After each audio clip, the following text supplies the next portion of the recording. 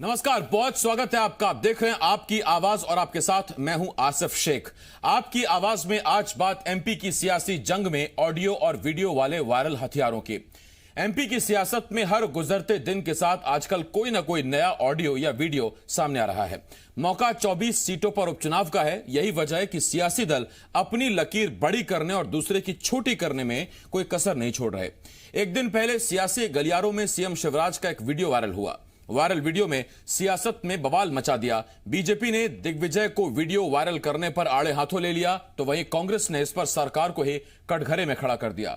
कई सवाल हैं जिनके जवाब जानने की कोशिश करेंगे। एक खास पैनल भी हमारे साथ जुड़ेगा, लेकिन आइए सबसे पहले एक रिपोर्ट देखते हैं।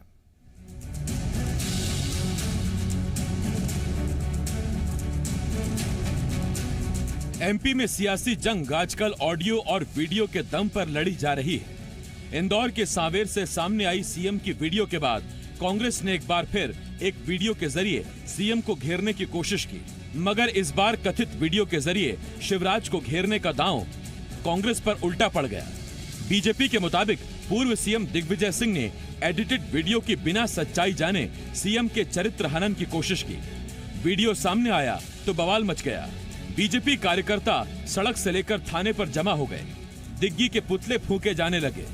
उनके खिलाफ मामला दर्ज करवा दिया गया।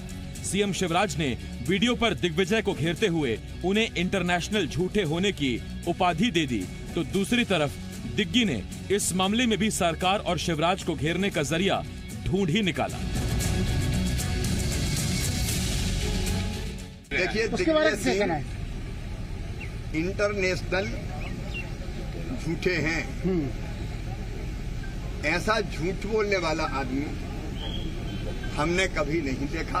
उन्होंने उसके साथ छेड़छाड़ की है और इसलिए भारतीय जनता पार्टी ने शिकायत दर्ज। जब मैंने ये पत्र लिखकर उनसे कहा है कि अगर इस पे कार्रवाई नहीं हुई तो मुझे मजबूरी में आकर आपके घर पे धरना देना पड़ेगा, उस बात से तिलमिलाई हुई है भारतीय जनता पार्टी और उन्होंने मेरे खिलाफ एफआईआर दर्ज की है। उधर सीएम की फेक वीडियो वायरल करने के बाद से न सिर्फ सरकार बल्कि बीजेपी भी दिग्विजय पर हमलावर हो गई है। ये डर्टी पॉलिटिक्स कहलाती है और दिग्विजय सिंह जी क्या ऐसा जो भी जब भी करेगा उस पर एफआईआर होगी, जांच होगी, होना भी चाहिए, ऐसी मेरी मान्यता है। अब सवाल ये है, क्या एमपी में उपचुनावों की जंग इन्हीं ऑडियो और वीडियो के दम पर लड़ी जा रही है? सवाल ये है कि सियासत करने के चक्कर में क्या माननीयों को ऑडियो वीडियो की सच्चाई जानने की भी जरूरत महसूस नहीं हो रही? और सबसे बड़ा सवाल यह है कि जनता के विकास से अलग इसी वायरल वज्र से मैदान जीता जाएगा। ब्यूरो रिपोर्ट, जी मीडिया। और ये डिबेट हम आगे बढ़ाएं। हमारे साथ दो मेहमान खास जुड़ रहे हैं। हमारे साथ पूर्व मंत्री उमाशंकर गुप्ता जी और इसके साथ साथ कांग्रेस के विधायक पूर्व मंत्री बृजेंद्र सिंह राठौर जी हमें ज्वाइन कर रहे हैं। मैं आप दोनों का बहुत बहुत स्वागत करता हूं। मेरे सहयोगी हरीश दिवेकर, एसोसिएट एडिटर, जी मध्य प्रदेश छत्तीसगढ़, हमारे साथ जुड़े हुए हैं। आपका भी बहुत स्वागत है हरीश जी।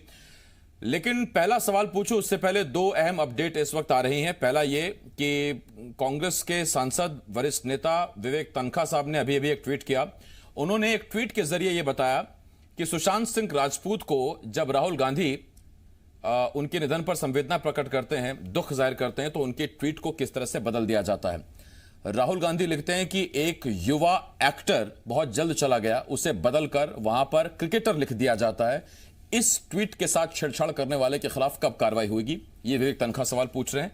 और इसके साथ साथ जयवर्धन सिंह ने एक ट्वीट किया, एक वीडियो भी वायरल हो रहा है, अब एक नया वीडियो है। जयवर्धन सिंह का कहना है कि इतने छोटे से वीडियो को देखकर अगर इतना बवाल मचा है तो जब पूरी वीडियो आएगी तो उसके बाद फिर क्या होगा, गिरगिट की तरह रंग बदल लेंगे लोग। ये जयवर्धन सिंह ने कहा। ये दो अपडेट थी जो जरूरी थी, हमने कहा आपको बता देते हैं। और अब हम चर्चा की शुरुआत करते हैं। सबसे पहला सवाल बृजेंद्र राठौर साहब आपसे है।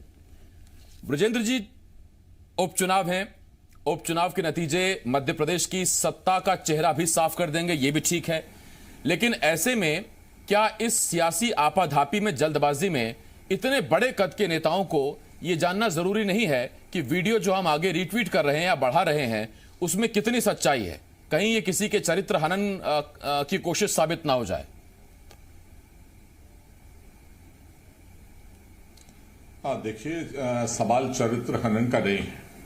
सवाल किसी ने पोस्ट डाली और उसको शेयर हो गई।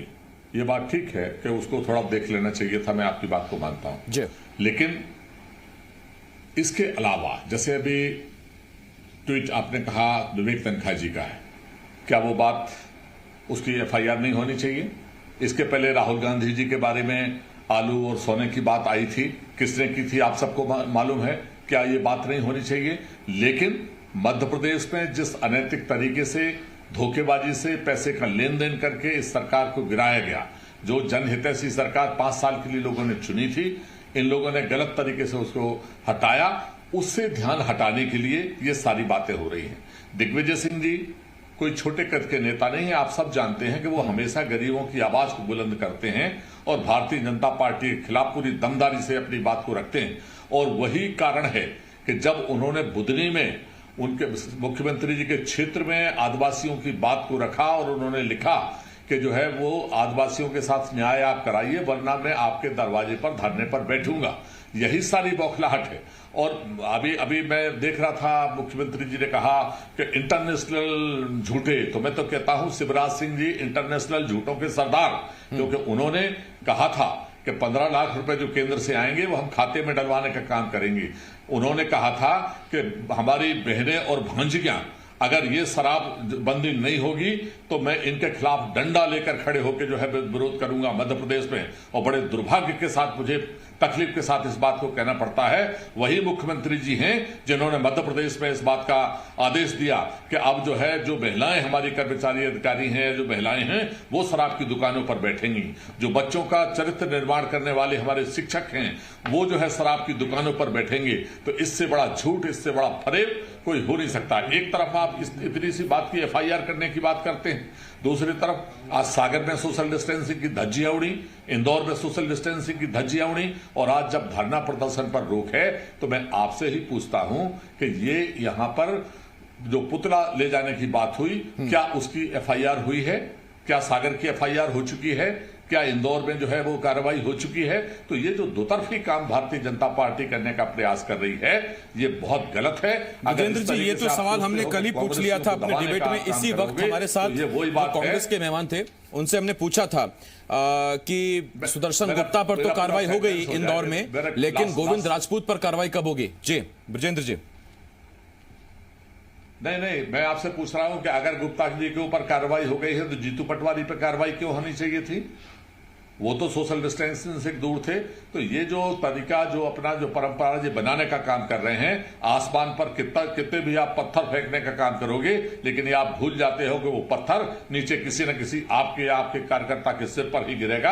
आसमान को कोई फर्क पड़ने वाला नहीं है। ब्रजेंद्र जी, थोड़ा सा एक कंफ्यूजन हुआ, आपने गलत सुना। मैंने ये कहा कल की डिबेट का एंगल ये था कि अगर सुदर्शन गुप्ता पर कार्रवाई हुई सोशल डिस्टेंसिंग की धज्जियां उड़ाने पर, तो फिर कार्रवाई गोविंद राजपूत पर क्यों नहीं हुई? वो मैंने कहा, जीतू पटवारी का नाम नहीं लिया था। हालांकि जीतू पटवारी के सामने तो अधिकारी नतमस्तक हो गए थे, वो भी एक एंगल था।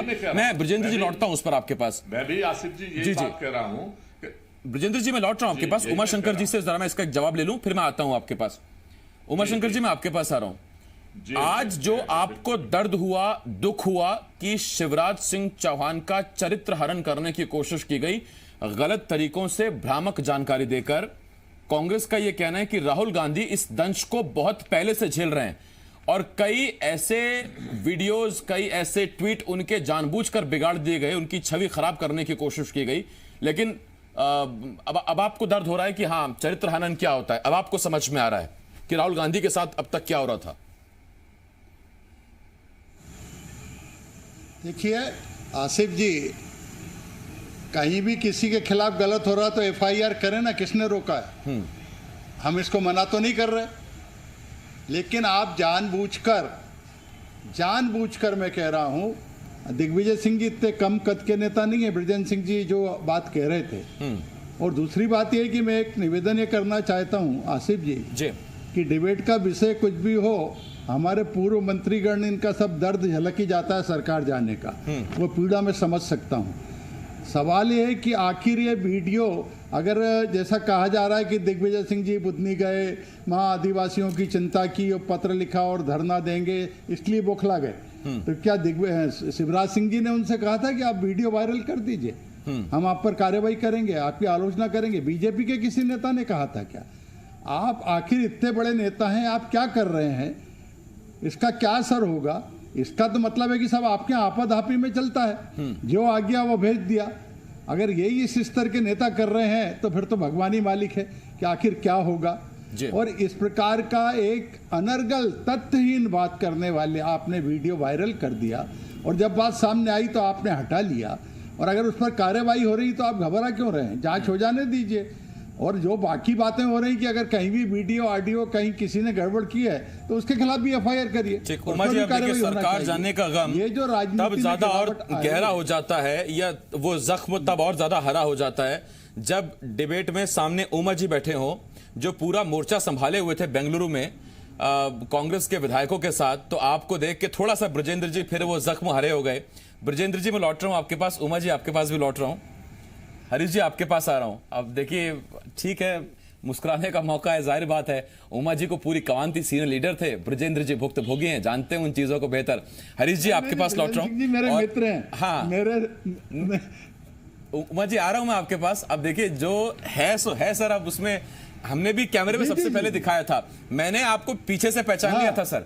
उसी वक्त हमने मध्य प्रदेश छत्तीसगढ़ पर बता दिया था कि उमा शंकर गुप्ता वहां मौजूद हैं, हमने बताया था ये विधायक हैं, जबकि वो तस्वीरें इतनी साफ भी नहीं थी। खैर हरीश जी आपके पास आ रहा हूं। हरीश जी मामला इसलिए गंभीर है क्योंकि दिग्विजय सिंह कोई छोटे कार्यकर्ता नहीं है, किसी ब्लॉक के कोई पन्ना प्रभारी नहीं है। इतने बड़े कद के नेता अगर बिना सच्चाई जाने मुख्यमंत्री के बारे में एक वीडियो ट्वीट कर देते हैं, इसके साथ साथ एक आईजी लेवल का अधिकारी अगर वो वीडियो ट्वीट करता है या फिर वो वीडियो आगे बढ़ा देता है और बाद में ये गुजारिश करता है कि गलती से सेंड हो गया, इसको आगे ना बढ़ाएं, तो फिर तो सवाल उठते हैं कि कहीं ऐसा तो नहीं जानबूझकर साजिशन या सोच समझकर की गई ये गलती है, सियासी गलती है? आसिफ देखिए ये तो शुद्ध लापरवाही है। और जहां तक दिग्विजय सिंह की बात करें, दिग्विजय सिंह बड़े मजे हुए नेता हैं और मुझे लगता नहीं है कि वो उनके द्वारा किया गया। लेकिन जैसा आप जानते हैं कि हर नेता ने ट्विटर हैंडलर, अपना सोशल मीडिया के जो प्रोवाइडर हैं उनको रख रखा है। और वैसे दिग्विजय सिंह अधिकांश ट्विटर हैंडलर खुद ही करते हैं, लेकिन हो सकता है संभावना जताई जा रही है कि उनके ट्विटर हैंडलर से उनके रखे गए अधिकृत जो व्यक्ति हैं उनके द्वारा ये गलती की गई हो। लेकिन हम इसका अंदाज ही लगा सकते हैं, अगर दिग्विजय सिंह ने गलती की तो वाकई बड़ा गंभीर मामला है। इसकी वजह राजनीति भी हो सकती है, क्योंकि दिग्विजय सिंह जो बोलते हैं, जो करते हैं, उसके मायने कई अलग होते हैं। हो सकता है कि राज्यसभा चुनाव पहले कोई बड़ा चर्चा में आने का एक बड़ा माहौल खड़ा करने का प्रयास हो, लेकिन जो कुछ भी हुआ इससे दिग्विजय सिंह के कद के अनुरूप नहीं हुआ। और ये बात जायज है कि बिना जांचे परखे एक संवैधानिक पद बैठे हुए, मुख्यमंत्री पद पे बैठे हुए व्यक्ति का वीडियो वायरल किया गया जो कि एडिटेड था। तो इस पे सवाल तो खड़ा होना लाजमी है। वही सवाल खड़ा होता है आईजी, जैसे जबलपुर आईजी ने बिना सोच समझे एक व्हाट्सएप ग्रुप में सोशल मीडिया में वायरल कर दिया। वो चाहते तो डिलीट कर सकते थे, लेकिन वो इतना घबरा गए कि खुद ही एग्जिट हो गए ग्रुप से। उन्हें समझ में नहीं आया कि अब क्या किया जाए, क्योंकि मामला मुख्यमंत्री का था। तो बाद में उन्होंने अपना सलाह लेके और फिर एक अपील जारी की कि इसको वायरल ना करें। तो कुल मिला के आसिफ अब वार जो हो गया है सोशल मीडिया का, हालांकि चुनाव में पहले भी सोशल मीडिया का उपयोग होता रहा है, लेकिन अब बात यह आ रही है कि कोरोना के चलते लाइफस्टाइल चेंज हो रही है। तो अब कोरोना में सोशल डिस्टेंसिंग पालन कर जनता के बीच जाना, तो कैसे भी करके सोशल मीडिया के माध्यम से। बिल्कुल, लेकिन हरीश जी लॉकडाउन में दिमाग की खिड़की ओपन रहनी चाहिए इस बात को लेकर कि जो हम कर रहे हैं उसकी सत्यता क्या है, उसकी पुष्टि है भी कि नहीं। इतने बड़े स्तर के नेता, इतने बड़े स्तर के अधिकारी अगर ऐसा काम करते तो सोचना तो चाहिए एक बार। मैं लौट रहा हूं आपके पास, ब्रजेंद्र जी आपके पास आ रहा हूं। ब्रजेंद्र जी, ये बात आपकी ठीक है कि एक आदिवासी से ऊपर सिंधिया को प्राथमिकता दी बीजेपी ने, लेकिन बीजेपी ये कह रही है कि आपने भी एक दलित का हक मारा और दिग्विजय सिंह को प्राथमिकता दी राज्यसभा चुनाव के लिए। और जब बीजेपी ने इस मुद्दे को जोर शोर से उठाया तो उसको दबा देने के लिए आपने एक नया शिगुफा छेड़ दिया, और जो शिगुफा छेड़ा भी वो भी झूठ की बुनियाद पर।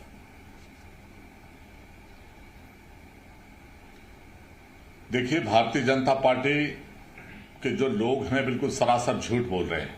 नंबर एक तो मैं पहले कहना चाहता हूं कि दिग्विजय सिंह जी जैसे एक राष्ट्रीय नेता के ऊपर एफआईआर करने के पहले उसकी क्या जांच नहीं होनी चाहिए थी? आप पहले पूरी जांच करते, उसके बाद किसी के चरित्र हनन करने का प्रयास करते, आपकी बात समझ में आती। आपकी एफआईआर से कोई फर्क नहीं पड़ता। इन्होंने मेरे ऊपर भी बहुत सारी झूठी एफआईआर की थी, लेकिन ऊपर वाला है और अदालतें हैं, दूध का दूध और पानी का पानी हुआ था। तो आप एफआईआर करते हो, उससे कोई डरने वाले नहीं है, जितनी चाहे एफआईआर आप कराओ। लेकिन हकीकत यह है कि डर ये नहीं है, डर ये है कि व्यापम का मामला खुलता, रेत का घोटाले का मामला खुलता, हनी ट्रैप का मामला खुलता, ईओडब्ल्यू की जांच हो रही थी, वो सब मामला खुलता, जिसकी वजह से इनको सरकार गिराना जरूरी थी। गुप्ता जी हमारे मित्र हैं, अभी उनको बड़ी चिंता हो रही थी कि जो है मैं मंत्री मिट गया, इसलिए अरे हम मंत्री, हम तो चाहते हैं कि आप जैसे अगर बगैर विधायक बने दो जो है आपके जो है मंत्री बन सकते हैं, तो उमाशंकर गुप्ता जी कब मंत्री बन रहे हैं आपके चैनल पे जरा बताएं। आप लोगों को तो कोई पूछ नहीं रहा है। कल के जो आपके पास लोग आए हैं किराए के, और वो भी दंद फंद से और कैसे गुड़ा भाग से आप जानते हो, उनको जो है वो तवज्जो दी जा रही है। गोपाल भार्गव, आप जैसे बड़े बड़े धुरंधर लोग बैठे हुए, तो आप अपनी चिंता करो कि आपका कल क्या होगा। आप हमारे मित्र हो, इसलिए हमें आपकी चिंता है। मैं अब ये देखिए, इसे कहते हैं सियासी पलटवार। थोड़ी देर पहले उमा जी को देख के जो ब्रजेंद्र जी के जख्म हरे हुए, अब ब्रजेंद्र जी उन्हीं जख्मों को खरीद रहे हैं जो उमा जी के अंदर। सागर और भोपाल जी, एक मिनट सागर और भोपाल में जो दो घटनाएं हुई हैं, इसकी एफआईआर क्या हो चुकी है, ये पुष्टि आप करिए। और नहीं हुई है तो कितनी देर बाद वो एफआईआर आपकी सरकार कर देगी, ताकि लोगों को, मध्य प्रदेश के लोगों को लगे कि न्याय हो रहा है। ठीक, मैं लौट रहा हूं आपके पास। आप अगर करना चाहते उमाशंकर जी आपके पास आ रहा हूं। अब देखिए, शुभकामनाएं तो हमारी आपके साथ हैं। आप मंत्री बनिए, आपके मित्र भी ब्रजेंद्र जी भी आपको शुभकामनाएं दे रहे हैं, चिंता भी जाहिर कर रहे हैं कि आप गोपाल भार्गव जी जैसे नेता अभी तक मंत्री नहीं बन पाए, और डील ऐसी हुई है कि सिंधिया गुट के दो बिना विधायक मंत्री बन गए। वो तो एक अलग मसला है, मेरी डिबेट का मसला नहीं। लेकिन हाँ, इतना जरूर है कि ब्रजेंद्र जी ये जरूर कह रहे हैं कि बाकी जो घटनाएं सामने आ रही हैं, जिसमें लॉकडाउन के नियमों की धज्जियां उड़ रही हैं, सोशल डिस्टेंसिंग के नियमों की धज्जियां उड़ रही हैं, चूंकि वो आपकी पार्टी से हैं इसलिए उस पर कोई एफआईआर नहीं हो रही, या आप दरअसल न्योता देते हैं कि स्वतः संज्ञान तो नहीं लिया जाएगा, कांग्रेस के कार्यकर्ता हैं तो गिरफ्तारी होगी। देखिए, एक तो माने हमारे मित्र ब्रजेंद्र सिंह जी ने कहा कि ये डर था कि व्यापम खुल जाएगा, रेत का अवैध उत्खनन खुल जाएगा। तो ये कहते कहते आपको 15 साल तो हमारी सरकार के समय हो गए। चलिए, हो सकता है उस समय हमने नहीं किया, आप कोर्ट चले गए, आपने सीबीआई जांच मांग ली, आपने सुप्रीम कोर्ट चले गए, वहाँ भी कुछ नहीं मिला। फिर तो 1.25 साल आप सरकार में थे। ये 1.25 साल आप क्या करते रहे अगर कुछ था तो? मैं ये जरूर पूछना चाहता हूं कि 1.25 साल तो आप मालिक थे, तो खुलने वाला था, और न जाने किन किन पर झूठे मुकदमे प्रदेश में आपने लग दिए। अच्छा, ये वक्त बहुत अहम है। और ये वक्त खत्म हो गया, लेकिन देखिए वक्त बड़ी अहम चीज है। इसमें क्या है, जब भी कांग्रेस से बात कहती है कि बस मामला खुलने वाला था, तो उसमें एक सवाल ये जरूर उठता है कि बीजेपी ने क्या टाइमिंग पकड़ी है, या बीजेपी ने दरअसल पहचान लिया था कि इसी एक हफ्ते के अंदर अंदर सारी रिपोर्ट आ जाएंगी, जो करना है वो इसी वक्त कर डालिए, और कांग्रेस के मित्र ये समझ नहीं पाए कि इसी हफ्ते के अंदर अंदर हो जाएगा। इसलिए जो रिपोर्ट तैयार थी उसे अगर पटल पर रख दिया जाता या सार्वजनिक कर दिया जाता तो शायद आज स्थिति कुछ दूसरी होती। खैर, चरित्र हनन किसी का नहीं होना चाहिए, जो बात सच है वो होनी चाहिए। सच दिखाना, सच बताना जिम्मेदारी है, कम से कम हम तो उसकी जरूर पुष्टि करते हैं कई लेवल्स पर। बहुत शुक्रिया उमा जी, ब्रजेंद्र जी। वक्त खत्म हो गया मेरे पास सर, आपने वक्त दिया। हरीश जी, आपका बहुत शुक्रिया। एक छोटे से ब्रेक के लिए मैं रुकना होगा, लेकिन ब्रेक के बाद छत्तीसगढ़ का मुद्दा छत्तीसगढ़ी भाषा में जरूर देखिएगा। बहुत जल्द लौट रहे हैं।